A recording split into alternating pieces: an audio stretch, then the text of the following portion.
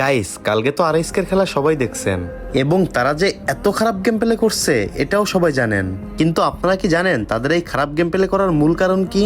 জানি সবার উত্তরটা থাকবে ভাই জানি না। তো চলেন তাদের খারাপ খেলার মূল কারণটা কি আমি আপনাদের বলি। আপনাদের সবার প্রিয় আরএসকে টিমের প্রতিটা মেম্বার থেকে এই তথ্যগুলো পাওয়া। আর তারা বলছে তারা তাদের ডিভাইসের জন্য খেলতে পারি নাই। আপনারা হয়তো অনেকেই জানেন না, বড় বড় স্পোর্টসে কিন্তু নিজেদের পার্সোনাল ফোন দিয়ে গেম প্লে করতে দেয় না। সেখানে মূলত যেসব স্পোর্টস প্লেয়াররা অংশগ্রহণ করে তাদের সবাইকে একই রকম একই কোম্পানির একটা ফোন দেওয়া হয়, আর সেই ফোনেই তাদের গেম প্লে করতে হয়।